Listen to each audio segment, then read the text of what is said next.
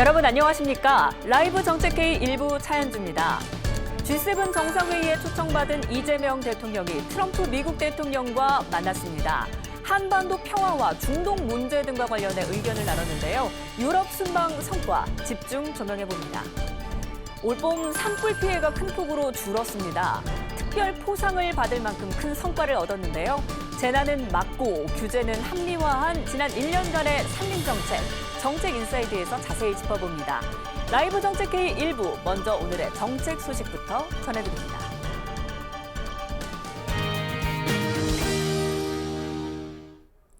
오늘의 정책 소식입니다. 이재명 대통령이 프랑스 에비앙에서 열린 G7 정상회의를 끝으로 취임 후 첫 유럽 순방을 마무리했습니다. 이번 순방에서 이 대통령은 유럽연합과 교황청 방문, G7 정상회의 등의 일정을 소화하며 대유럽 외교를 본격화하고 캐나다, 독일, 케냐 등과 양자회담도 가졌습니다. 이재명 대통령이 G7 정상회의 공식 만찬에서 중동 지역의 평화 정착과 이란 핵 문제 해결을 위한 트럼프 미국 대통령의 노력을 높이 평가했습니다. 또 중동 지역의 안정과 평화가 회복될 경우 국제유가 안정은 물론 세계 경제 회복에도 도움이 될 거라는 기대감을 함께 나눴습니다. 국방부가 광주 군공항 이전 부지 선정을 위한 첫 회의를 열고 사업 추진에 본격 착수했습니다. 안구백 국방부 장관은 관계기관의 적극적인 협력을 당부하고 이전 부지 선정이 공정하고 투명하게 추진될 수 있도록 하겠다고 강조했습니다. 국토교통부가 올해 전기차 무상 안전점검을 전기버스와 전기 이륜차까지 확대한다고 밝혔습니다. 이에 따라 배터리와 냉각 시스템 등 안전 취약 부위를 집중적으로 살피고 필요할 경우 리콜 조치도 함께 받을 수 있도록 할 계획입니다. 배달 산업 성장으로 배달 종사자 관련 교통사고가 매년 증가하면서 정부가 배달라이더 안전관리 실태 점검에 나섰습니다. 정부는 후면 단속 장비 설치를 확대하고 맞춤형 교통안전 교육을 실시하는 한편 폭염, 한파기간 쉬어가며 배달하기 캠페인 등의 방안을 논의했습니다. 지금까지 오늘의 정책 소식 전해드렸습니다. 네, 대담으로 이어갑니다. 김준일 시사평론가, 최영은 기자와 함께합니다. 두 분 어서 오십시오. 네, 안녕하세요. G7 정상회의에 초청된 이재명 대통령이 화제의 중심에 있었는데요. 화면으로 보고 오겠습니다. Great. Things have changed. Things have changed. 많이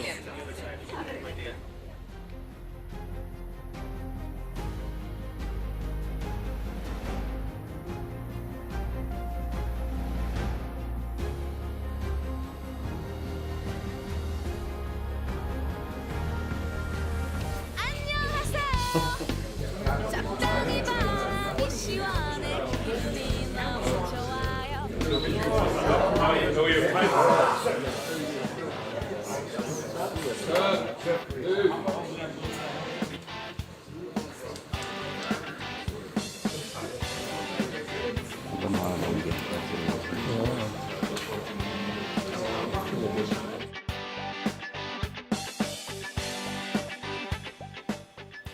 네, 이재명 대통령 확실히 작년보다 더 편해진 모습이에요. 이 세계 외교 무대 중심에서 정상들과 인사도 나누고 정말 친밀함을 그야말로 그대로 보여주는 모습이었는데 이재명 대통령의 모습 어땠나요?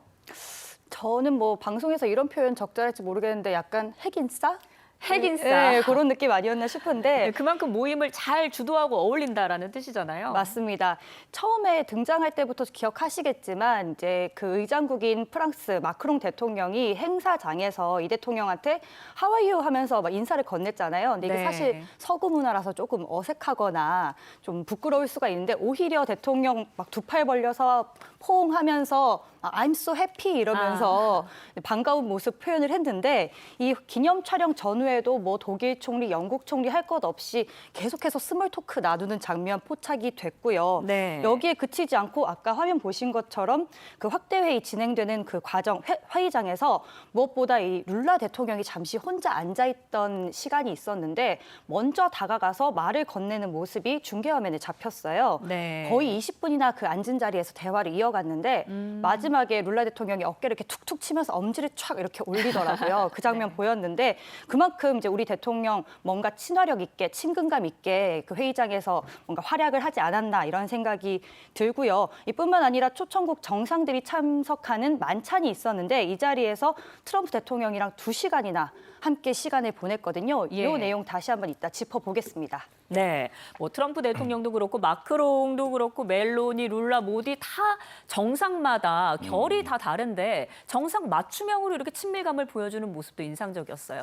그러니까 이재명 대통령이 제가 보는 기준으로는 굉장히 연기를 잘하세요. 그러니까 굉장히 좋은 의미예요. 그러니까 네. 대통령은 연기를 잘해야 되고 실제 들친하더라도 친한 척도 해야 되고 그렇죠. 서로 이제 치켜 세워주는 거 있잖아요. 그런 것들을 굉장히 잘하는데 왜 그러냐면은 광역지자체장을 해봤기 때문이라고 저는 생각을 합니다. 그러니까 네. 광역지자체 경기도지사 같은 거를 하면은 그러니까 해외에 나가서 그쪽에 또 광역지자체라는 이런 사람들하고 만나면 그런 의전이라든지 이런 것들이 굉장히 익숙하거든요. 그러니까 G7 같은 거는 사실은 굉장히 한국은 불리해요. 왜 그러냐면 이제 하나는 다 유럽 국가들이 많잖아요. 독일, 영국, 프랑스, 이탈리아, 거기에 네. 이제 미국, 일본, 캐나다 이게 G7인데 이들은 자주 만나는데 한국은 이렇게 초청받아 가면은 되게 어색하거든요. 네. 근데 이제 대통령이 2번째 가서 이제 편해진 것도 있지만은 기본적으로 뭐 이런 외교 활동에 상당히 익숙해 보인다라는 거고 성향도 좀 있는 것 같아요. 그러니까 이게 좀 너무 내성적이거나 위축되지 않고 좀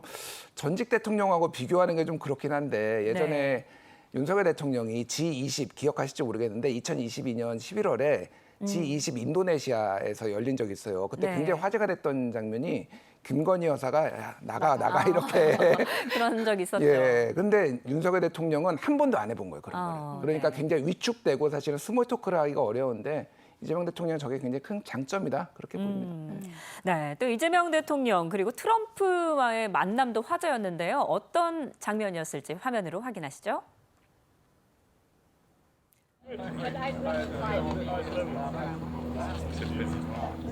과 만나는 장면 전에 지금 기념 촬영을 하기 위해서 모이는 그런 상황인데요. 이재명 대통령이 각국 정상들이 사진 찍기 전에 이렇게 담소를 나누고 있는 그런 상황입니다. 자, 그런데 유독 좀 길게 이야기를 나누는 그 장면이에요. 이재명 대통령 그리고 트럼프 대통령 약 30초가량 이야기를 주고받았다라고 하는데 공식 회담은 아니었는데 이 30초가량의 짧은 대화에서도 한반도 문제가 언급이 됐어요. 이 트럼프 대통령이 먼저 남북관계 물어봤다 그러죠? 예. 뭐 최근에 뭐 기억하시겠지만 이제 그 트럼프 대통령이 X에다가 그 김정은 위원장하고 예전에 2018년이었나요? 그때 이제 같이 걷고 있었던 그 북미 정상회담 그 예. 사진을 올렸잖아요. 네. 그러니까 지금 이제 중동 문제를 해결하고 나서 다음은 북한이다라는 어떤 시그널을 지금 보낸 것 같아요. 그래서 자연스럽게 한반도 이 문제에 대해서 관심을 가질 수밖에 없고 또 뭐 트럼프 대통령 입장에서도 이제 이재명 대통령 만나면은 지금 당장 할 수 있는 얘기가 그거죠. 그래서 뭐 그 뒤에 얘기하겠지만 이제 2시간 가까이 또 이제 단독으로 거의 정상회담을 가지듯이 얘기했을 때도 그 문제가 집중적으로 부각될 수밖에 없었다 그렇게 보입니다. 네. 자, 공식 정상회담은 없었는데 트럼프 대통령과 꽤 자주 만나고 또 꽤 긴 시간 만났던 것 같아요. 맞습니다. 기대를 모았던 양자회담 성사되진 않았지만 크게 아쉬워할 이유가 없을 것 같습니다. 이렇게 다자회의장에서 정상 간 만나면 사실 회담을 하더라도 약식 회담이 될 수밖에 없거든요. 네. 길어야 한 30분 정도 만날까요? 그러다 보면은 뭐 사실 깊이 있는 대화를 나누기는 어려워요. 근데 만찬장에서 아까 말씀하신 것처럼 2시간이나 옆에 네. 앉아서 이야기를 했기 때문에 오히려 더 자연스러운 분위기에서 친교 다지고 또 약식 회담보다 좀 더 어떻게 보면 편한 분위기 속에서 속 깊은 이야기 나눌 수 있었을 것 같다 이런 생각이 들거든요. 네. 또 SNS를 보니까 뭐 골프 약속도 잡았더라고요. 맞습니다. 귀국 직전에 이 SNS에 이재명 대통령이 그 펜을 선물 받았다. 그리고 그 만찬장에서 부부끼리 골프를 같이 치자 이렇게 손가락을 걸고 약속을 했다 이런 걸 올렸더라고요. 근데 김혜경 여사와 예, 김혜경 여사와 한 건가요? 그런데 이걸 또 잊지 않고 네. 오찬장에서 네, 예. 잠시만요. 네, 지금 식약처에서 브리핑이 있습니다. 현장으로 가봅니다. 안녕하십니까. 식품의약품안전처장 오유경입니다. 2026년 하반기 의료용 마약류 안전관리 추진 계획을 말씀드리겠습니다. 식약처는 의료용 마약류의 오남용 단속, 중독 예방, 사회 재활까지 다각적인 정책을 추진해 왔습니다. 하반기에는 우리 사회에서 의료용 마약류 오남용을 단호히 끊어낼 수 있도록 철저한 감시와 엄정한 제재로 총력 대응할 계획입니다. 첫째, 의료용 마약류 오남용과 불법 사용을 우리 사회에서 발붙일 수 없도록 강력한 제재와 범죄 단속을 위한 제도 개선을 추진합니다. 의료용 마약류의 불법 유출 등 중대한 위반 행위에 대해서는 징벌적 과징금 제도를 도입하여 부당 이익을 환수함으로써 마약류 취급자의 경제적 제재와 책임을 강화합니다. 마약류 취급자의 경각심을 높일 수 있도록 도난, 유출 등 관리가 미흡한 마약류 취급자에 대해서는 행정 처분을 기존 대비 3배 강화하고 중대한 위반은 명단 공표 제도의 도입을 추진할 계획입니다. 마약류 범죄 단속에는 제보자의 신고와 협조가 중요합니다. 최대 3억 원인 보상금을 신고자뿐만 아니라 범인 검거에 협조한 사람에게까지 대상을 확대하여 신고를 활성화하겠습니다. 마약류 범죄 적발률을 높이기 위해 신분 비공개 수사, 위장 수사를 현장에서 적용할 수 있도록 관계기관과 함께 세부 방법 및 절차 등을 마련합니다. 둘째, AI를 활용하여 의료용 마약류의 오남용 감시 체계를 대전환합니다. 수억 개의 마약류 데이터 분석에 소요되는 시간을 현재의 3주에서 3일로 대폭 단축하고 AI를 활용하여 분석 빈도도 현재 연간 2 내지 3회 모니터링에서 365일 연속 모니터링 체제로 대폭 전환하여 빈틈없는 감시를 추진합니다. 또한 모니터링에서 이상 징후가 발견되면 즉시 현장 점검을 할 수 있도록 의료용 마약류 특별 감시단을 7월 1일부터 신설 가동합니다. 특히 특별 감시단은 최근 오남용이 문제가 된 프로포폴 등 수면 마취제를 중심으로 전방위적 감시와 함께 페티딘, 케타민 등에 대해서도 정밀히 감시하고 불법 행위에 대해서는 식약처 특별사법경찰을 투입하여 엄정 수사하겠습니다. 동물병원의 마약류 관리도 강화합니다. 병원 내에서 투약하는 경우 동물 소유자의 정보까지 마약류 통합 관리 시스템에 보고하도록 하여 감시 사각지대를 해소합니다. 셋째, 마약류 오남용 예방 및 사회 재활 지원을 확대하겠습니다. 환자들의 의료 쇼핑을 방지하기 위하여 의료 현장에서 환자의 투약 이력 조회 대상을 넓혀갑니다. 공부 잘하는 약으로 잘못 알려진 ADHD 치료제 메틸페니데이트와 마약류 식욕 억제제를 지난 하반기에 지정한 데 이어 6월 19일 수면제인 졸피뎀을 조회 대상에 추가하고 8월에는 프로포폴까지 확대합니다. 마약류 예방 교육은 강의 중심에서 뮤지컬, 미술 활동 등 참여형 프로그램으로 다양화하고 대학생 마약 예방 활동 지원 등을 통해 청년층의 마약류 인식을 개선해 가겠습니다. 마약류 중독자에 대해서는 중독 수준에 따른 맞춤형 재활 프로그램 제공을 확대합니다. 아울러 법무보호복지공단 등 관계기관과 협력하여 중독 회복자들이 취업을 통해 건강하게 사회에 복귀할 수 있도록 사회재활 지원도 강화합니다. 식약처는 마약류 위반 행위에 대한 강력한 단속과 제재 강화, 빈틈없는 마약류 오남용 감시망 운영, 맞춤형 예방 교육과 사회재활 지원 확대로 의료용 마약류 안전 관리에 모든 역량을 집중해 나가겠습니다. 감사합니다. 네, 하반기 마약류 안전관리 방안과 관련한 식약처 브리핑 듣고 오셨습니다. 자, 최 기자. 네. 트럼프 대통령과 골프 약속했다는 이야기 하고 있었어요. 맞아요. 이 중요한 마약류 안전관리 중요하죠. 네, 일단 계속 이야기를 좀 이어가자면요. SNS에 이 대통령이 트럼프와의 일화를 소개를 직접 했어요. 네. 손가락을 걸고 골프를 같이 치기로 약속을 했다. 김혜경 여사와 함께 뭐 이런 네. 이야기를 하면서 근데 그거를 그냥 지나가면서 하는 얘기인 줄 알았는데 다음 날 오찬장에서 만나니까 다시 한번 그 얘기를 하더라. 꼭 골프를 치자고 하더라 하면서 그만큼 이제 이 정상 간의 관계가 좀 깊어졌다 이런 거를 좀 역설한 것 같고요. 그리고 아까 좀 설명을 드렸는데 계속 줄곧 쓰던 서명용 펜이 있었는데 네. 이걸 또 선물 받았다고 해요. 예, 근데 예전에 이제 정상회담 당시에 이 대통령이 트럼프 대통령에게 펜을 선물한 적이 있었거든요. 한미 정상회담. 그걸 기억한 게 아닐까 한다면서 이제 그 내용을 전달했습니다. 그래서 이게 한층 더 이 한미 정상의 유대감이 깊어진 그런 네. 계기가 아니었나 싶습니다. 네. 네, 그리고 또 세 번째 만남 때는 말이죠. 트럼프 대통령에게 My wife 이렇게 소개를 하더라고요. 예. 멋있던데요. 뭐 당연한 거 아닌가요, 근데? 마이 허즈밴드는 아니잖아요. 마이 와이프라고. 그런데 이제 그게 친밀감, 그러니까 정상 외교에서 보통 이제 정상들끼리 만나는 경우도 있지만은 부부 간에 만나면은 이게 굉장히 더 분위기가 부드러워지잖아요. 그러니까. 네. 그래서 부부가 서로 이제 만난다라는 거는 조금 더 이게 공식적인 것도 있지만은 좀 사적으로 친밀감이 높아진다라는 뭐 그런 거니까 네. 그 김혜경 여사의 역할이 또 굉장히 이제 두드러지는 거죠. 예. 처음 만난 건가 봐요.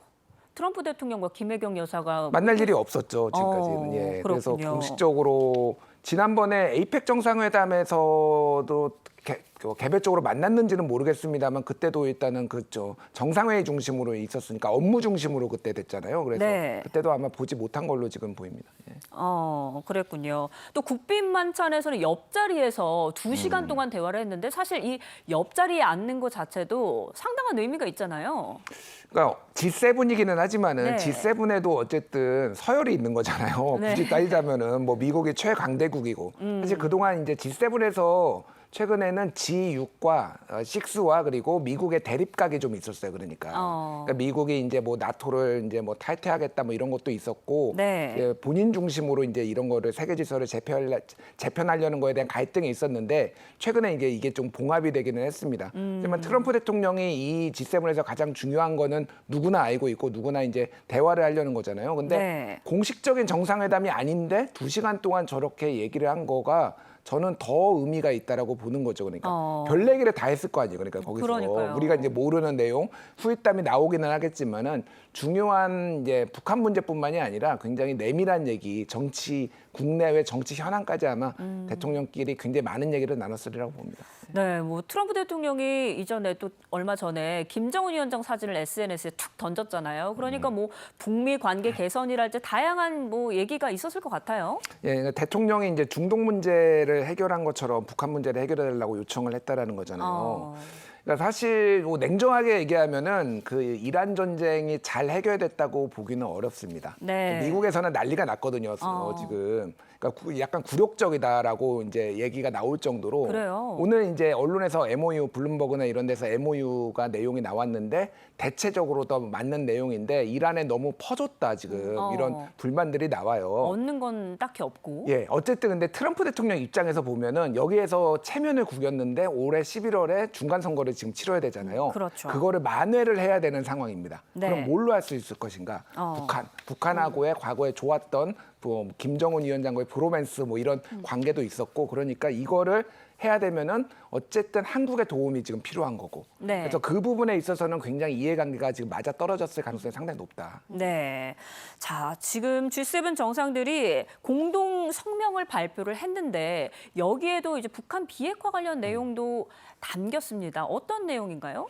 그러니까 북한 비핵화 용어부터 좀 말씀드리면은 원래는 이제 한반도 비핵화라는 용어를 90년대부터 우리나라가 쓰다가 네. 왜냐하면 그때는 91년에 이제 주한미군의 그 핵 전술핵이 있었거든요. 네. 그래서 그거는 이제 북한이 쳐들어오는 거를 그러니까 공격하는 거를 억제하기 위해서인데 그때 이제 노태우 대통령이 이거 전술핵 빼겠다. 네. 한반도 비핵화 이제 공동선언을 92년에 이제 한 거죠. 그래서 한반도 비핵화라는 용어가 쓰이다가 우리나라에서 이제 2023년부터 공식적으로 이제 북한 비핵화라는 거를 쓰기를 시작했어요. 한반도 비핵화는 북한에서 이제 요구를 하는 거예요. 그러면은 미국의 핵 전력 이런 거를 한반도에 전개하는 것 자체도 우리 위협이니까 이건 문제다라고 계속 얘기를 하니 우리는 이제 북한 비핵화라는 용어를 쓰기로 시작한 거고 네. 그거를 G7에서 공식적으로 이제 확약을 받은 거죠. 그러니까 한반도 비핵화가 아니고 우리는 어차피 이제 핵이 없으니까 네. 북한 비핵화라는 거를 동의를 얻어냈다라는 거에 의미가 있는데 다만 이게 북한이 그렇다고 이걸 동의하는 건 아니잖아요. 우리는 핵무기 보유국이다라고 얘기하니까 외교 문제는 또 외교적으로 또 이제 북미 정상회담이나 이런 데서 풀어야 되는 과제가 남은 거죠. 이 완전한 비핵화라는 개념이 핵 동결을 넘어서 뭐 폐기까지 뜻하는 거예요? 그러니까 단계적으로 뭐 예. 이재명 대통령도 과거에 얘기를 했지만은 한 번에 갈 수는 없잖아요. 그러니까. 네. 그러니까 현재 있는 거를 동결을 하고 감축을 하고 그래서 폐기까지 가는 거. 이거를 이제 전직 대통령들도 비슷하게 얘기를 했습니다. 그래서 완전한 비핵화의 개념에 대해서는 조금 이견이 있습니다만 그거를 이제 얘기를 한 거고 이거는 또 하나 의미가 있는 게 북미 정상회담에서 트럼프 대통령이 북한의 지지를 이끌어내기 위해서 핵무기를 인정할 수도 있다 이런 우려들이 미국 내에서도 외신들에서도 나왔거든요. 네. 근데 어쨌든 완전한 비핵화에 대해서 G7 미국 포함을 해서 지금 주요 선진국들이 다 동의를 했다라는 거는 어쨌든 핵무기를 인정하면 안 된다라는 우리의 요청 이런 것들이 이들에게 받아들여졌다 이렇게 보면 될 것 같습니다. 예, 이 사전 의제를 좀 살펴봤을 때는 한반도 언급이 없었던 것 같은데 이게 실렸다는 것 자체도 큰 의미가 있는 것 같습니다. 자, 그리고 G7 정상회의에서는 글로벌 책임 국가로서 목소리를 높였는데요. 화면으로 보고 오겠습니다. 금년 G7 정상회의에 2년 연속 초청받아 참석한 것은 우리의 국제적 위상과 역할에 대한 국제사회의 신뢰와 기대를 보여주는 것이라 할 수 있겠습니다. 우리나라는 글로벌 현안 해결을 위한 국제사회 연대에 적극 동참하고 2028년 G20 의장국으로서 관련 의제를 주도할 의지를 표명하였습니다. 특히 이 대통령은 글로벌 경제 불균형 문제와 관련하여 책임 소재를 다루기보다 연대와 대화를 통한 해결이 중요하다는 점을 강조하였습니다. 또한 AI 등 다양한 분야에서 혁신을 촉진하되 안정성, 투명성, 책임성을 함께 확보할 필요성도 제시하였습니다. G20 의장. 네, 국제사회 연대에 적극 동참을 한다. 자, 사실 이제 우리나라가 지금 G7은 아니지만 거의 G7 플러스가 되는 것 같은데 내년이 미국이고 또 내후년이 영국이라서 그때도 초청이 될 것 같죠?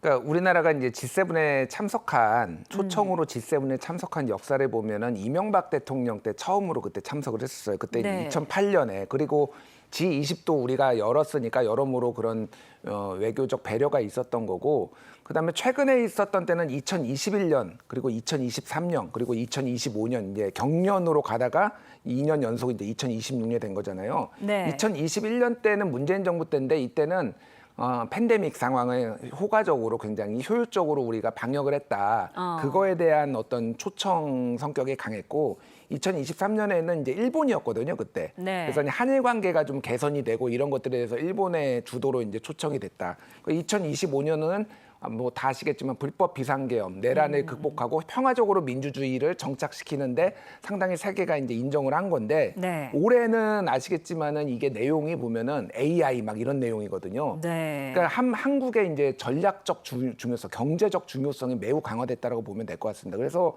방금 말씀하신 대로 진행자 말씀하신 대로 내년 내후년에도 이거는 계속 우리가 초청받아서 이게 확대가 될 가능성이 높고 트럼프 1기 때 한번 이거를 확대를 하려고 그랬어요. 그래서 한국하고 호주를 더 이게 초청을 해가지고 초청이 아니라 확대해가지고 G7의 뭐 G10이나 뭐 이런 걸로 확대하려고 하다가 그게 한번 어그러졌었거든요. 네. 근데 지금 상황으로 보면은 G7의 영향력을 더 강화하기 위해서라도 한국이 G7 플러스 뭐 이런 방식으로 참여할 가능성이 상당히 높아지고 있다 이렇게 보면 될 것 같습니다. 네, 또 28년은 우리가 또 G20 또 의장국이기도 한데 명실상부 외교 강국으로서의 위상이 좀 높아지는 게 아닌가 이런 자부심도 듭니다. 자, G7 확대의 두 번째 세션에서는 글로벌 경제 불균형 문제를 짚었는데 어떤 대안이 제시가 됐나요? 네, 이 대통령 주요국 정상들 앞에서 말씀하신 그 글로벌 불균형 성장이라는 전 세계가 지금 직면하고 있는 도전 과제 어떻게 극복할 것인지 해법을 제시했습니다. 네. 주목할 점은 G7 그리고 G7 플러스 국가들이 계속 실용적으로 토론하자 이런 제안을 했거든요. 그러면서 우리나라가 선진국과 신흥국 그리고 흑자국과 적자국 사이에 가교 역할을 하겠다 이렇게 강조했습니다. 특히 이 대통령은 우리나라가 G7의 핵심 파트너이자 또 내년도 G20 의장국 트로이카, 그러니까 의장국 차기 의장국이란 뜻이거든요. G20을 준비하는 국가가 되고 또 28년에는 G20을 이제 주관하는 의장국인 점을 소개하면서 이 오늘 있었던 논의가 계속해서 실질적인 협력으로 이어지길 바란다 이런 뜻을 전했습니다. 네, 선진국과 신흥국의 가교 역할. 자, 우리가 실제로 원조를 받던 나라에서 원조를 또 주던 나라가 됐잖아요. 이런 측면에서 우리가 도움을 줄 것도 많을 것 같아요. 그러니까 선진국과 신흥국의 가교 역할이라는 게 이게 어떤 의미냐면은 예. G7이 사실은 그동안 위상이 좀 많이 변화를 해왔어요. 그러니까 뭐 냉정하게 얘기를 하면은 선진국들 잘 사는 니들 나라끼리의 사교 클럽 아니냐 이런 비판도 많이 받았거든요. 그랬죠. 여기에서 실제적으로 하는 게 뭐냐. 그래서 이제 UN 중심의 다자주의나 아니면 G20이라든지 이런 기구들이 오히려 역할이 강화되는 시대가 있었습니다. 근데 최근에 이제 국제 정세를 보면은 이 다자주의에서의 해결이 잘 안 되고 오히려 이런 강력한 리더 국가들이 오히려 리더십을 발휘해야 되는 이런 상황들이 지금 오고 있는 거예요. 그래서 G7의 중요 가치가 점점 높아지고 있는 상황에서 G7도 이제 우리 뭐 선진국 잘 사는 나라끼리만 하는 게 아니라 더 이제 여러 나라의 문호를 넓히고 그 중견국들을 좀 이끌어야 되는 상황인데 그게 말씀하신 대로 한국이 최적인 거예요. 그러니까 네. 그런 발전의 역사도 있고 또 하나는 한국이 지금 뭐 AI라든지 반도체라든지 이런 것들이 피지컬 AI 포함해서 엄청나게 이제 발전 속도가 빠르다 보니까 한국을 제외하고는 지금 이거를 논의를 할 수 없다. 이렇게 지금 돼가는 분위기라고 보면 될 것 같습니다. 네. 또 이재명 대통령은 또 하나의 글로벌 현안을 제시했는데요. 화면으로 보고 오겠습니다. 글로벌 에너지 공급망 회복력 강화를 위해 상호 연대와 협력을 통한 체계적인 해법을 모색해 나갈 것을 제안하였습니다. 대통령께서 이번 제안을 하게 된 배경은 최근 중동 사태로 인한 원유 수급 차질이 석유 제품 공급망 전반과 인플레이션 등 복합 위기로 확대되었을 뿐만 아니라 아태 지역이 여타 지역 대비 보다 큰 에너지 공급망 취약성이 노정된 데 따른 것입니다. 이를 위해 먼저 우리 정부는 IEA를 중심으로 형성된 기존 글로벌 에너지 안보 체계를 활용하여 아시안의 구체적인 협력 방안을 IEA 사무국 및 주요국들과 협의해 나갈 예정입니다. 네, 글로벌 에너지 공급망을 확보하겠다. 자, 아태 지역이 에너지에 너무 취약한 건 이번 이란 전쟁을 통해서 여실히 드러난 것 같아요. 그래서 지금 어떻게 하겠다는 건가요? 그러니까 핵심은 우리 정부가 이제 오연주 차장 이야기한 것처럼 IEA, 그 인터내셔널 에너지 에이전시인데 이 국제 에너지 기구와 우리가 주도적으로 협력하겠다. 그러면서 이 좀 해법을 찾아보겠다 이런 이야기를 정상들 앞에서 한 건데요. 네. 이 IEA가 본부가 프랑스에 있거든요. 근데 이제 싱가포르에 말하자면 분원, 그러니까 아시아 센터가 있어요. 근데 이게 왜 여기 있냐면 글로벌 에너지 수요 중심이 원래는 유럽에 있었는데 이게 아시아로 점차 이동을 하면서 본부 유럽이 아닌 처음으로 싱가포르가 아시아에 생겼거든요. 네. 여기랑 이런 국제기구와 이 대통령이 우리가 주도적으로 협력하겠다 이런 뜻을 밝힌 거에 의미가 있다고 보여집니다. 네. 네, 에너지 문제. 또 이번 G7은 미 이란 종전 합의 속에 이루어졌기 때문에 앞으로 뭐 호르무즈 항행 문제랄지 이란 핵 문제랄지 여전히 남아있는 과제들이 있습니다. 이런 과제들도 많이 논의가 됐을 것 같아요. 예, 뭐 호르무즈 항행은 어쨌든 시간이 오래 걸릴 거라는 게 지금 많은 전문가들의 예상인 게 네. 거기에 이제 기뢰가 지금 깔려 있고 이거를 제거하는데도 한 3-4달 걸리고 또 하나는 국제 글로벌 그 보험사들이 지금 나가면은 우리가 이거 보험 처리 안 해준다 이렇게 얘기를 하고 있어요. 그래서 배들이 지금 안 나오고 있어요, 지금. 아, 그래요? 예, 그런 상황입니다. 그래서 뭐 미국이 그러면 미군 군함이 호위해 줄 테니까 우리한테 통행료를 내라 뭐 이런 언론 보도도 있어요. 그래서 미국이 돈을 받을 수도 있고 이란이 돈을 받을 수도 있고 어쨌든 뭐 이런 좀 불확실성이 있는 상황입니다. 다만 이제 여기에 있는 국가들이 주도적으로 사실 네. 미국이 돈을 받으려고 하면은 그거는 뭐 좀 거친 말로 하면은 깡패짓이다 이런 얘기들까지 나올 정도거든요. 네. 그러니까 이 G7을 중심으로 해가지고 그런 거는 안 된다. 자유항행을 좀 하게 해야 된다라는 압력들이 좀 있지 않을까. 그리고 우리도 거기에 조심스럽게 미국을 거스르지 않는 한에서 조심스럽게 같이 의견을 낼 수 있지 않을까 그렇게 보입니다. 네. 자, 이재명 정부 취임 2년 차 첫 순방은 유럽이었습니다. 귀국행 비행기에 오르면서 소회를 밝혔다고요? 예, 뭐 G7의 핵심 파트너이자 2028년 G20 의장국으로서 앞으로 전 세계의 높아진 기대에 부응하며 평화와 번영의 길을 선도해 나갈 것이다. 또 더욱 막중한 책임감으로 우리의 이제 국격이 올라갔다. 그래서 막중한 책임감으로 함께 하겠다라는 건데 뭐 원론적인 얘기기는 한데 네. 여기에 저는 굉장히 많은 함의가 진짜 들어있다고 생각을 하는 게 실제 국격이 올라갔습니다. 네. 그러니까 이게 대한민국 정부, 대한민국이란 나라 자체가 뭐 역대 모든 정부와 대통령이 다 노력을 했죠. 근데 실제 우리나라의 국격이 경제적으로도 그렇고 산업적으로도 아까 말씀드렸지만은 한국을 빼놓고는 이제 더 이상 얘기를 할 수 없을 정도로 그 전략적 가치가 매우 중요해지고 방산 산업도 지금 전 세계가 우리나라 무기 사겠다고 천궁이라든지 지금 중동에서도 난리잖아요. 네. 그런 것들을 봤을 때 이제 한국이 이제 글로벌 외교의 중심에 서는 때가 얼마 머지 않았다. 그렇게 이제 보고 그거를 대통령께서 말씀하신 것 같습니다. 네, 이렇게 긴 유럽 순방 성과가 국민이 체감할 수 있는 변화 또 체감으로 이어지는 것도 중요한 과제일 것 같습니다. 자, 이번에는 국내 현안 살펴보도록 하겠습니다. 국방부 브리핑 보고 오시겠습니다. 변화된 안보 환경에 대응하고 군이 본연의 임무 태세에 집중할 수 있도록 여건을 보장하기 위해서는 군사시설 규제 개선이 필연적으로 필요하게 되어 있습니다. 이에 국방부와 우리 군은 군사작전의 효용성을 보장하면서 주민의 편익을 증진할 수 있는 정책을 마련했습니다.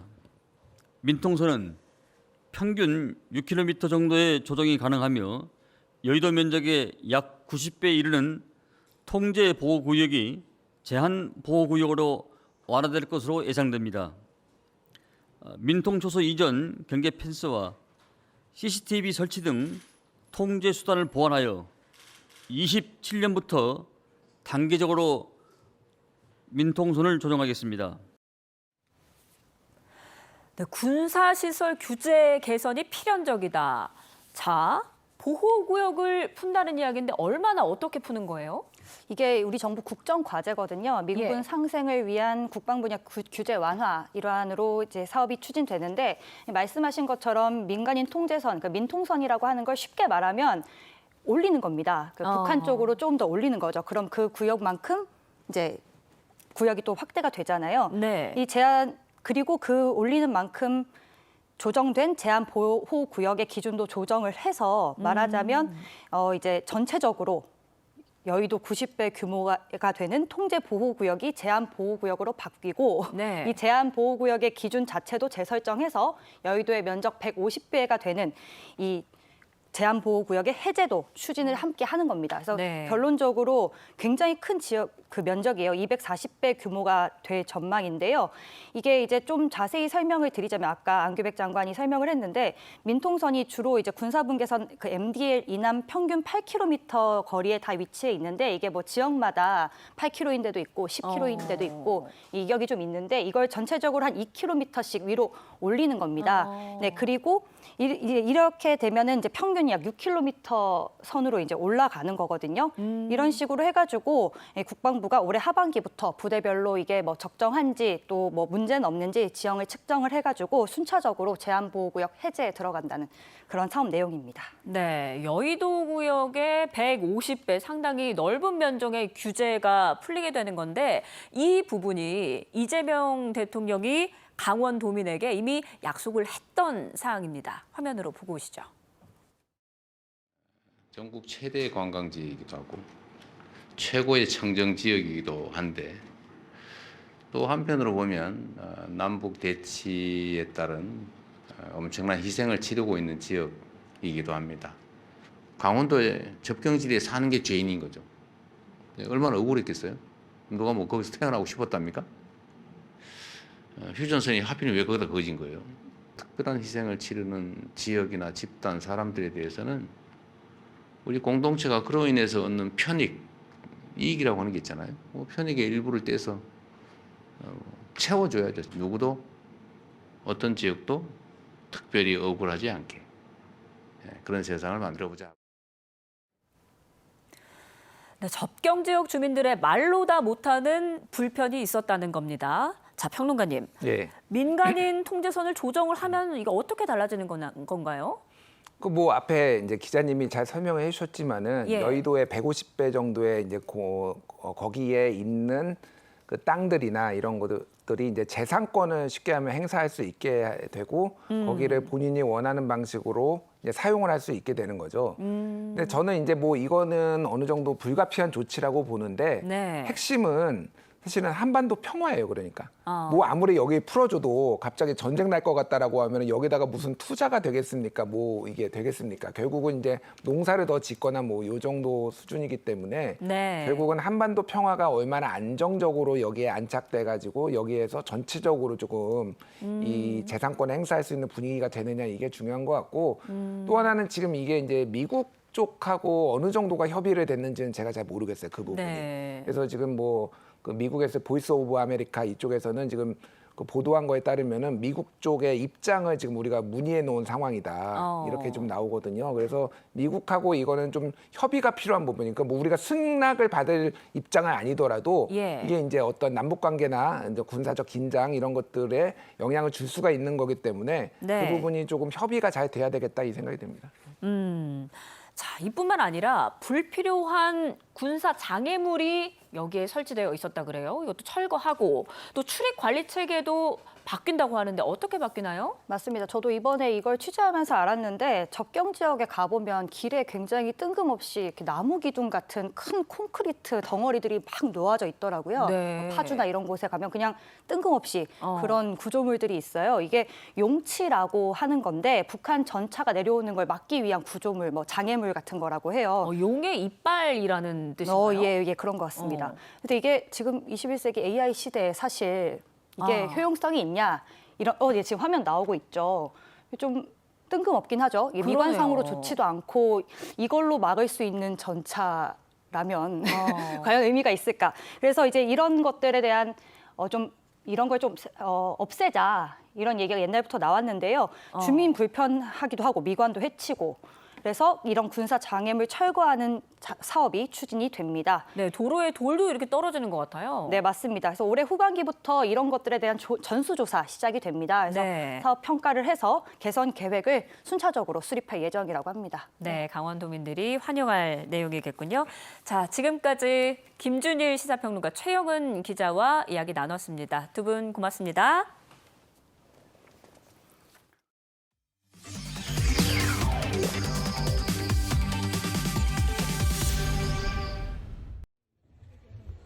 월드투데이입니다.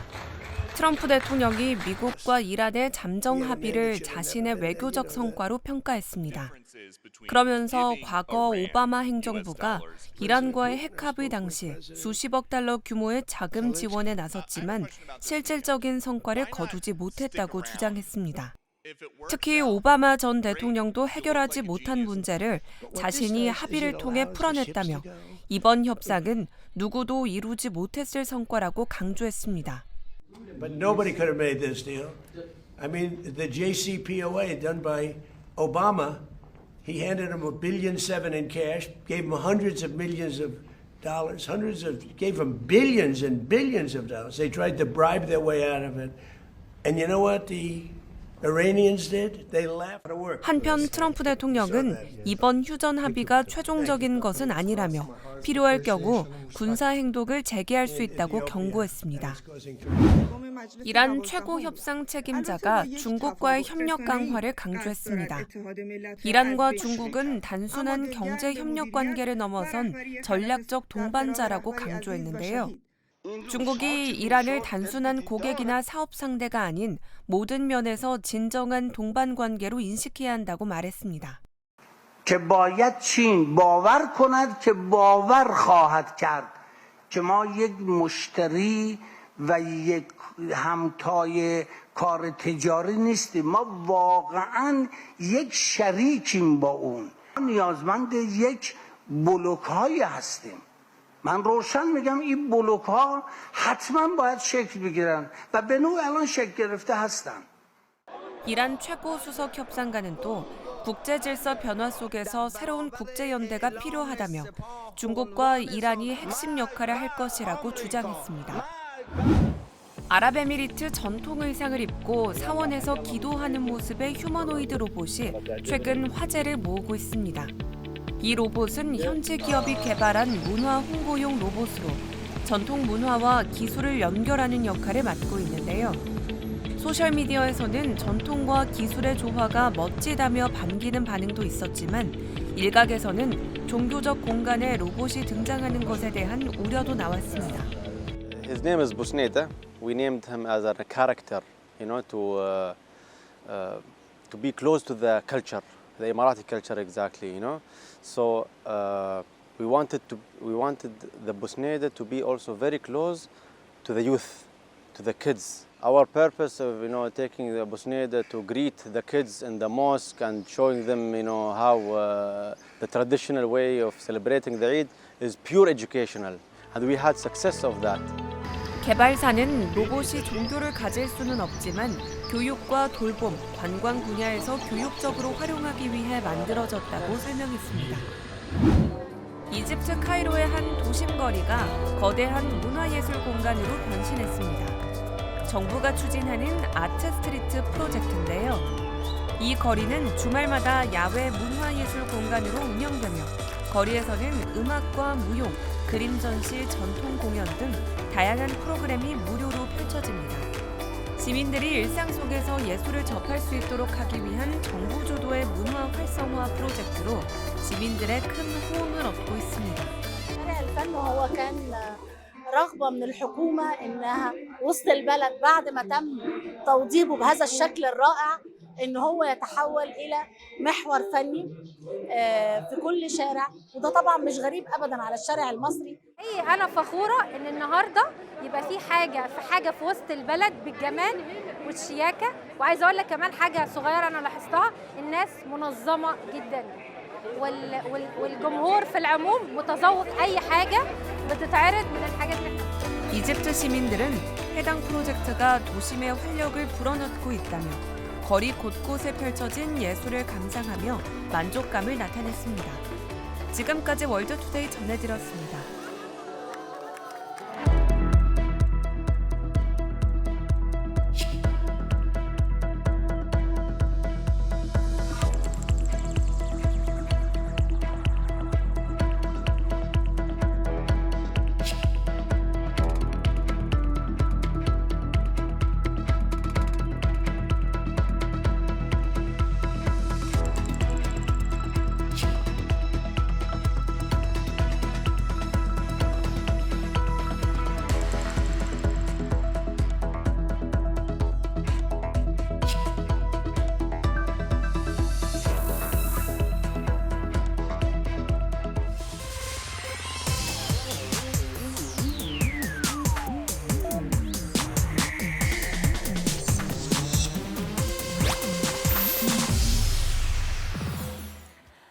산림청이 국민주권정부 1주년을 맞아 규제 합리화 대표 성과를 발표했습니다. 세종 스튜디오에서 전해드립니다. 임보라 앵커. 네, 산림청이 국민주권정부 1년 동안 규제를 개선한 사례를 발표했는데요. 특히 이 대통령은 산불 발생 건수가 줄어든 점을 언급하면서 칭찬을 아끼지 않았습니다. 자세한 내용 김용진 산림청 대변인과 이야기 나눠보겠습니다. 안녕하세요. 안녕하십니까. 네. 자, 매년 봄철이면 이 산불 때문에 정말 많은 뉴스가 쏟아지곤 하는데요. 피해도 정말 많고요. 근데 올해는 조금 좀 뉴스가 덜 보인 것 같아요. 실제로 대응책에 총력을 기울이셨는데 어떤 대책들이 있었을까요? 네, 그렇습니다. 그런데 작년 산불 건수에 비해서 올해가 적진 않았습니다. 저희가 이제 봄철 산불 조심 기간이 보통 2월 1일에서 5월 15일까지입니다. 하지만 올해는 1월 20일부터 조기에 시작했습니다. 네. 산불 원인별로도 산불 발생을 최소화하기 위해서 노력을 많이 했습니다. 우리나라 산불 사례를 보면은 거의 100%가 인위적인 원인에 의해서 산불이 발생합니다. 산불 원인 중에 하나가 시골에서 농사 짓고 나오는 부산물을 소각하거나 쓰레기를 태우다가 산불로 이어지는 경우가 많습니다. 네. 또 입산자 실화도 비중이 큽니다. 그래서 산림청과 산림청 산하 공공기관, 산림조합, 산에서 업을 하는 임업인들까지 합동으로 산불 예방 캠페인과 기동 단속을 강화했습니다. 예. 작년에는 연인원 2,000명 정도였다면 올해는 그 10배인 2만 1,000명이 산림과 인접 지역에 가서 입산 통제 구역의 무단 출입을 막고 불법 소각을 단속했습니다. 영농부산물 파쇄 캠페인도 대대적으로 벌였습니다. 산림청만 노력한 것은 아닙니다. 산불을 예방하고 대응하고 산림 관리로 나누어서 범정부 합동으로 국무조정실이 주관하고 행정안전부, 농식품부, 국방부, 소방청 등 10개 부처가 작년 10월에 산불 종합대책을 마련을 했습니다. 네. 핵심 내용을 말씀을 드리면 국가가 가용한 자원을 총동원하자. 그리고 압도적, 선제적 투입해서 초동에 진화하자입니다. 예를 들면 과거에는 산불 신고가 들어오면 이 불이 산불인지 아닌지를 확인하는 절차를 거쳤었습니다. 그런데 산불이 맞으면 헬기가 출동했었는데 올해부터는 확인하지 않고 일단 헬기를 출동시켰습니다. 네. 그 결과 작년에 비해서 피해 면적을 99% 감소할 수 있었고 인명 피해는 없었습니다. 그러니까 실제로 발생 건수는 조금 줄었는데 피해 면적이 많이 줄어든 거군요. 발생 건수는 조금 늘었습니다. 아, 그런가요? 예. 근데 저희가 뉴스에서 많이 못 봤다는 건 어쨌든 빨리 껐기 때문에. 빨리 그- 껐기 때문에 그만큼 뉴스화되기 전에 꺼졌습니다. 네. 그래서 또 이재명 대통령도 이 점을 언급하면서 칭찬을 아끼지 않은 부분이 있는 것 같은데요. 예, 그렇습니다. 자, 이재명 대통령이 산불 대응 성과를 언급하면서 야간 헬기 운용 상황도 직접 점검했는데요. 영상으로 확인하시겠습니다.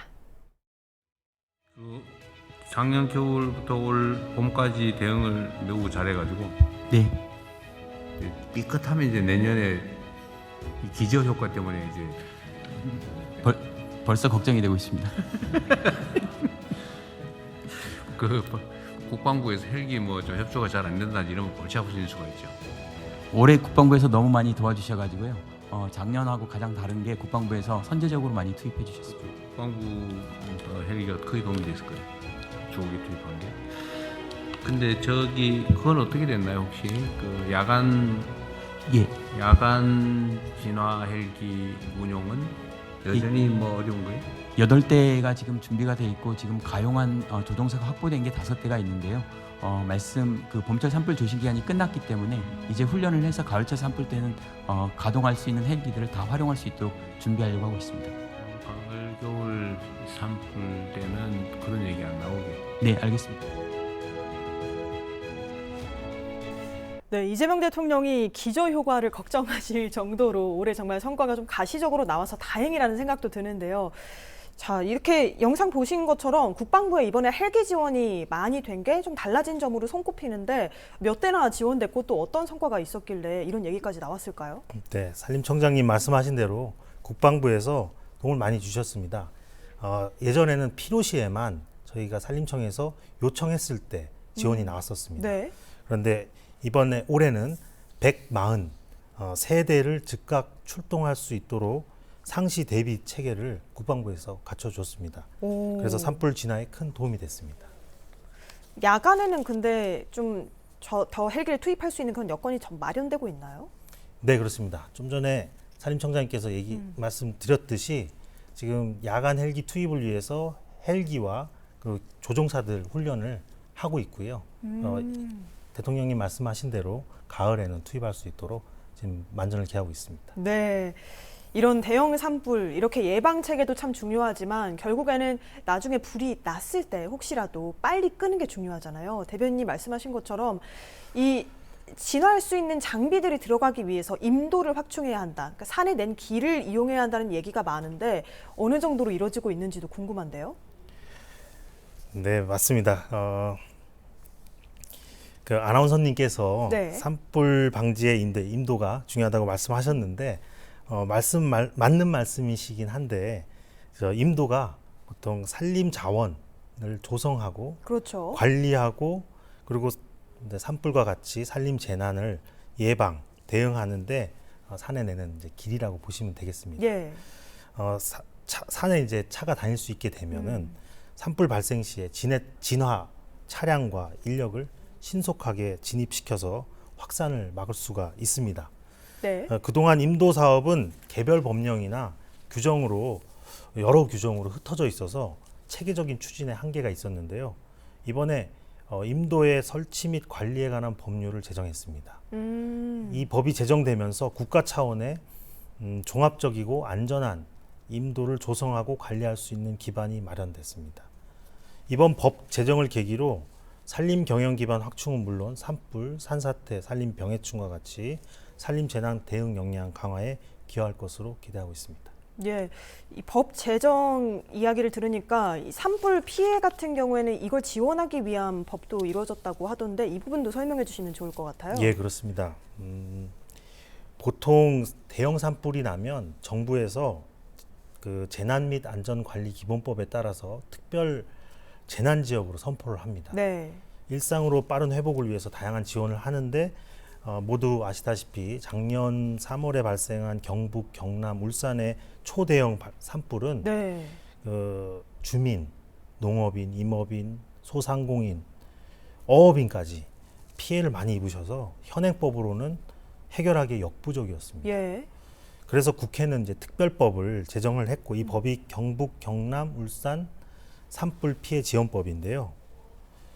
이 법을 근거로 정부하고 지방 정부는 신체적, 정신적, 재산상의 피해를 입은 주민들을 돕고 또 생활과 심리 안정 등의 지원을 하고 있습니다. 네, 그러니까 지난 일을 좀 반면 교사 삼아서 더욱더 피해 지원을 강화하는 내용의 법을 제정했다. 이렇게 보면 되는 거죠. 네, 그렇습니다. 한편으로는 저희가 이렇게 산불 예방에 대한 내용 짚어봤으니까 이제 좀 산림청 다른 업무도 살펴보면요. 우리가 보통 임업 하는데 뭐 농업이나 어업보다는 조금은 익숙치 않은 것도 사실이거든요. 임업인이 농어업인보다 소득이 보전될지도 좀 걱정이고요. 어떻습니까, 상황이? 네, 맞습니다. 지금 말씀하신 대로 농업과 어업에 비해서 우리 임업인들이 소득이 좀 적습니다. 산에서 나무를 심고 가꾸고 목재를 생산하고 예. 그 밑에서 다양한 산나물이나 수신류들을 재배하는 거기서 소득을 올리는 분들이 임업인 분들인데요. 네. 그분들을 위해서 올 초에 소득세법 개정을 좀 했습니다. 네. 우리 산림을 갖고 오신 이제 임업인 분들한테는 반가운 소식이 아닐 수 없는데요. 이전에는 임업인들이 내 산에서 목재를 생산해서 발생한 소득 가운데 600만 원까지 비과세였습니다. 네. 그런데 이번에 소득세법 개정으로 비과세 한도가 3천만 원으로 상향이 되었습니다. 오, 5배나. 예, 예, 그렇습니다. 이걸 계산해 보면 임업인 한 명당 최대 234만 원 세제 혜택을 받을 수 있는 변화인데요. 예. 좀 농업, 어업에 비해서 소득이 적은 임업인들한테 조금 보탬이 될 수 있을 것으로 기대합니다. 그런데 농산물을 재배하시는 분들은 그 농산물로 인해서 수입이 10억 원까지는 네. 비과세 혜택이 이미 있습니다. 오. 그렇기 때문에 좀 전에 말씀드렸던 소득 3천만 원으로는 우리 임업인분들이 좀 만족하실 수 없거든요. 네. 그래서 임업인들을 위해 더 노력하고 있고 또 그 밖에도 좀 대를 이어서 임업하는 게 중요합니다. 왜냐하면 나무를 심고 가꾸는데 시간이 오래 걸리기 때문에 그렇죠. 예. 이 대를 이으면서 양도소득세나 상속세 때문에 산이 쪼개지는 경우, 임업이 이어지지 않는 경우들이 있습니다. 그래서 임업인들의 세제 부담을 경감시킬 수 있도록 산림청에서 노력을 하고 있습니다. 네, 임업인들을 위한 정책들이 좀 많이 만들어진 것 같은 게 이번에 또 제도가 바뀌는 부분이 있습니다. 산림공익가치 보전지불제인데요. 그 전부터 임업인들이 많이 요구를 했던 부분이라면서요. 뭐 예를 들어 산림보호구역으로 지정돼 있는 경우에 지원금도 받기가 어렵고 또 경영에도 애로사항이 있었는데 이게 지원이 되는 거죠? 네, 그렇습니다. 산림공익가치 보전지불제를 산림보호법 개정을 통해서 이제 내년 5월부터 시행을 하게 되는데요. 네. 말씀하신 대로 공익에 기여를 하지만 산림 경영에 제한을 받으면서 임업직불금도 받지 못하는 산주들을 지원하는 제도이고, 이 제도에 대해서 좀 설명을 드리면 산림보전지불제는 이제 산의 주인인 산주가 시장 도지사와 산림보호협약을 체결하면서 이제 시작이 됩니다. 산주가 산림보호구역의 공익기능 유지 증진을 위한 활동에 참여를 하면은 정부와 지방정부가 공익가치 보전 지불금을 지급하는 것입니다. 네. 이 제도가 시행되면 이제 국민 산주들이 적극적으로 산림을 좀 가꾸려고 할 거기 때문에 공익 기능이 그만큼 더 높아질 것으로 기대하고 있습니다. 공익도 지키고 또 그렇다고 해서 그 산주들에게 너무 불이익이 가지 않도록 돕는 그런 제도라는 생각도 드는데요. 예, 그렇습니다. 자, 한편으로 더 나아가서 산림청 업무 전반을 좀 살펴보겠습니다. 최근에 꿀벌 집단 폐사, 우리나라만의 문제는 아니고 전 세계적으로 때만 되면 뉴스가 많이 쏟아지는데요. 이렇게 꿀벌이 많이 죽으면 단순히 꿀이 모자란 것뿐만을 넘어서 생태계 전반에 영향을 미칠 수 있다고 하더라고요. 이런 부분을 지키기 위해서 양봉산업을 지원할 수 있는 대책도 있을까요?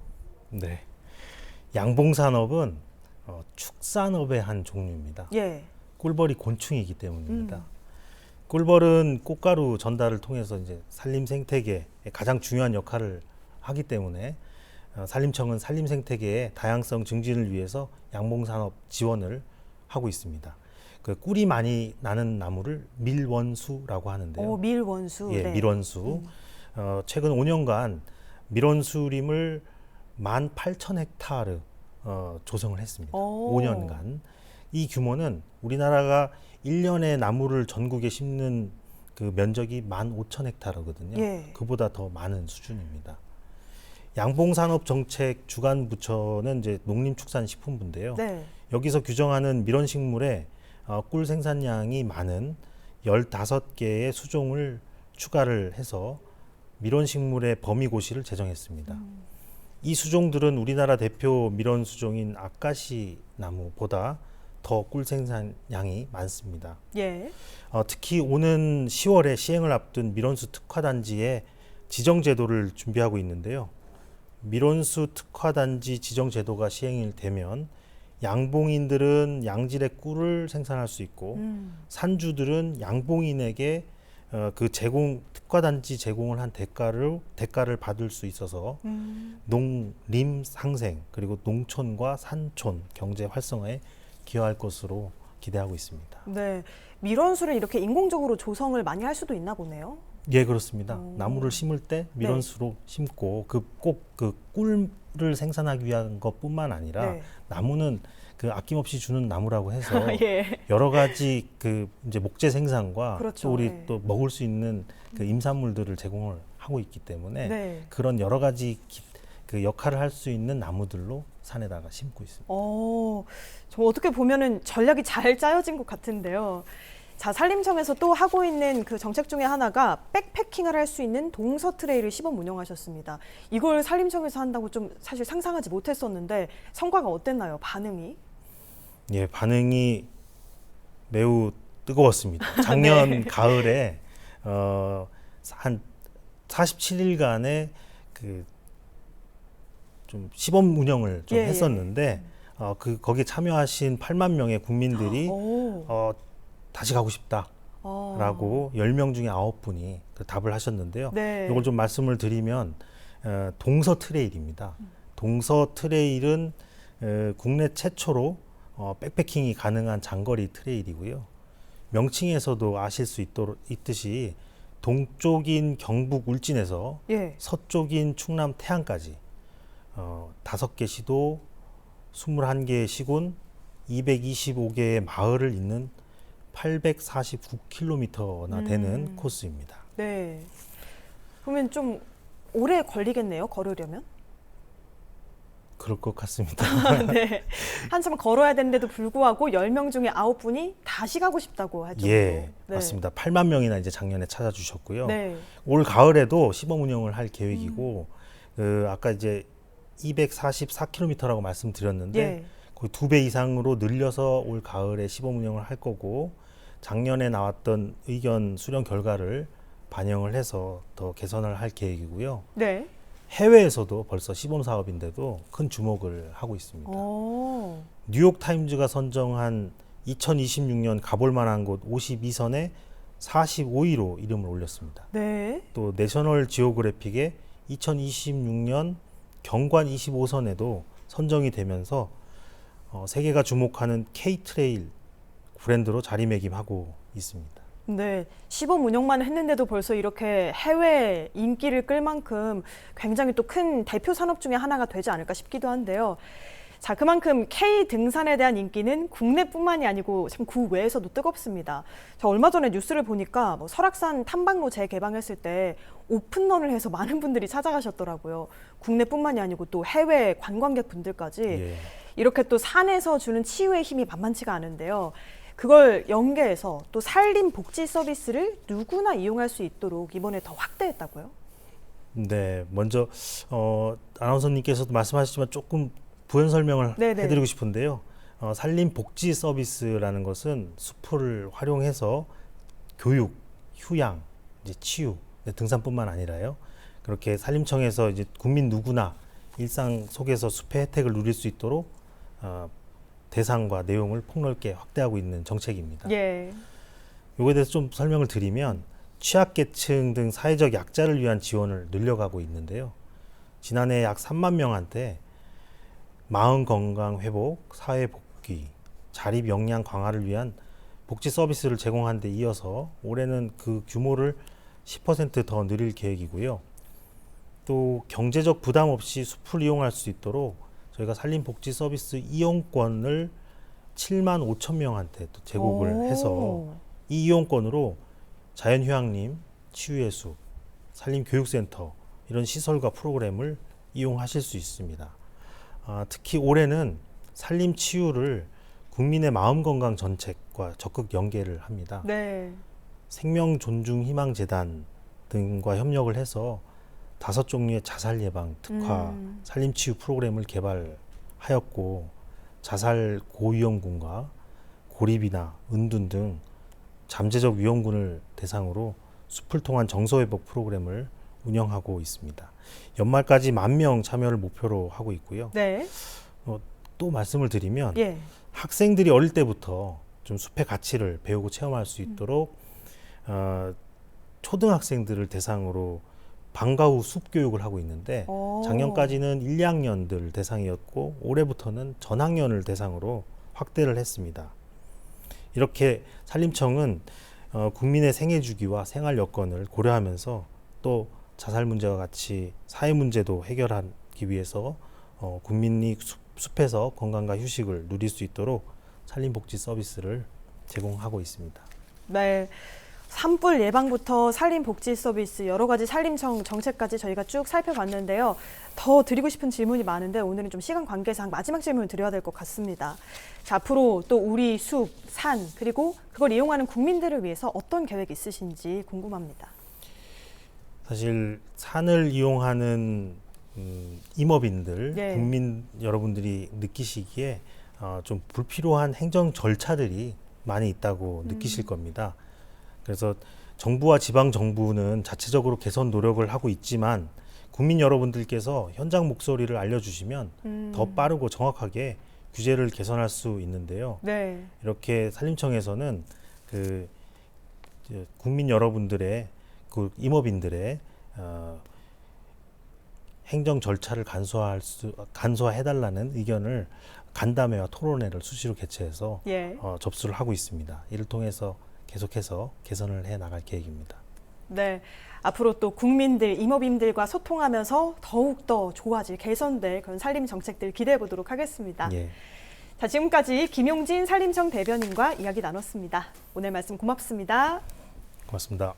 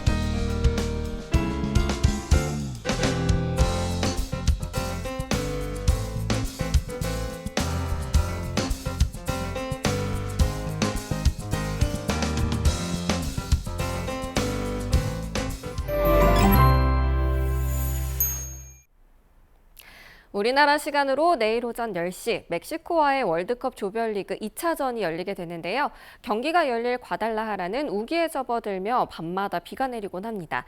현재도 흐린 가운데 23도 선을 보이고 있는데요. 내일 비 소식이 들어있어서 경기 중에 기습 폭우가 쏟아지며 수중전이 될 가능성이 높습니다. 우리나라는 연일 무더운 날씨가 이어지고 있습니다. 대구와 경북 예천, 경산에는 오늘 오전 11시를 기해 올해 첫 폭염주의보가 발효되겠습니다. 이들 지역은 체감온도가 33도 안팎까지 치솟겠는데요. 더위에 지치지 않도록 건강관리를 잘해주셔야겠습니다. 오후에는 대기가 불안정해지면서 내륙 곳곳에 5에서 40mm의 소나기가 내리겠습니다. 지역별로 강수 편차가 크겠고요. 벼락과 돌풍, 쌀락 우박을 동반해 요란하게 내리겠습니다. 대기질은 무난하겠습니다. 미세먼지 농도는 좋음에서 보통 단계를 보이겠습니다. 낮 동안에는 서울과 대구 32도, 세종과 대전 31도, 부산은 28도까지 오르겠습니다. 내일 오전 제주도를 시작으로 주말에는 전국에 비가 내리겠는데요. 비와 함께 더위가 한층 누그러지겠습니다. 날씨였습니다. 저희가 준비한 소식은 여기까지입니다. 라이브 정책 K 1부 마칩니다. 시청해주신 여러분 고맙습니다.